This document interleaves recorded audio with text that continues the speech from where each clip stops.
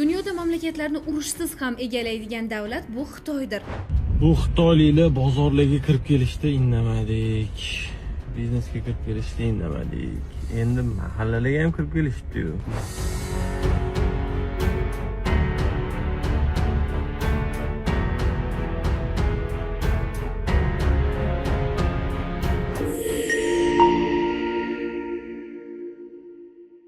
Bugun turli mojarolarga sabab bo'layotgan xitoyliklar mavzusi turli-tuman javob yo'q savollar bilan Demokrat.uz dasturida. Assalomu alaykum.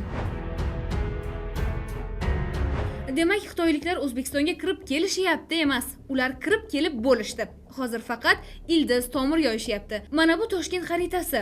Qizil nuqtalar esa hozircha ko'zga ko'rinayotgan xitoyliklar qo'lidagi hududlarimiz.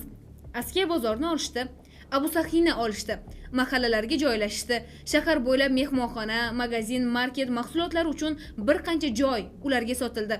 Endi O'zbekiston bo'yicha qarasak, bu davlat xaritasi. Toshkentda sanadik bor, Navoiyda eng katta tillakon zavodlaridan biri ularga o'tdi. Bu bizning resurslarimiz, lekin endi uni Xitoy qazib olyapti. Farg'onada, ko'proq Qo'qonda deylik, o'z magazin, market, savdo majmualarini katta-katta qilib ochishyapti. U yerda ham bor. Samarqandda ham shunga o'xshash hududlar soni ortib borayotgani bor gap. Qisqa qilib aytamiz, Xitoy O'zbekistonda. Eslatib o'tsak, Xitoy avval bunday harakatlarni ko'p uyushtirgan.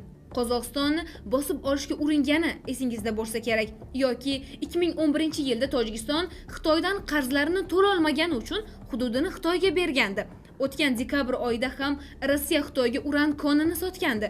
O'zbekiston 2022-yilda 1 milliard dollarlik gazini sotgandi. Endi esa bu tomoshalar. Xitoyliklar mahallalarimizga joylashishni boshlashdi. Bu Xitoyliklar bozorlarga kirib kelishda indamadik. Biznesga kirib kelishda indamadik. Endi mahallalarga ham kirib kelishdi-yu. Undan keyin ko'chada rus tilida osishga ruxsat berilmagan reklamalar o'rnida bugun Xitoy reklamalari osilgan. Bozorda olinadigan tovarlarning 90% ham Xitoyga tegishli. Ular yaxshigina joylashdi. Ijtimoiy tarmoqlarda ko'pchilik bundan norozi bo'lib fikr bildirmoqda. Yuzlab insonlar video murojaatlarida asosiy mavzu Xitoy va xitoyliklar bo'lib qoldi. O'zining og'ir-yengil gaplari bilan mavzuga qaraganlar orasidan eshitishingiz kerak bo'lganlari navbatda. Deputatlar Alisher Qodirov, boshqa deputatlarni gazni xalqqa gapirgandan ko'ra, uxlamanglar, ko'chada Xitoy tablichkalari ko'payib ketyapti. Nimaga ruscha reklama qo'ysak ruxsat bermagansizlar? Ko'chada Xitoy hieroglifiga indamayapsizlar. Tilinglar qisiq joyi bormi?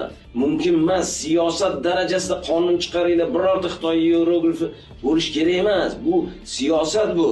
Kim siz men Xitoycha yozuvni tushunamizmi?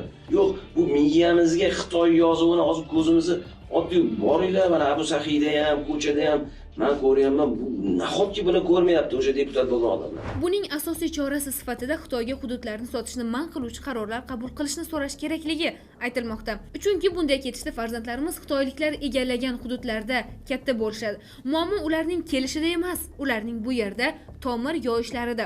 Chunki qaysidir davlatni egallash uchun ba'zan urush bo'lishi shart emas. Xitoy mana shunday aqlli g'oyalarga boy davlatlardan biri.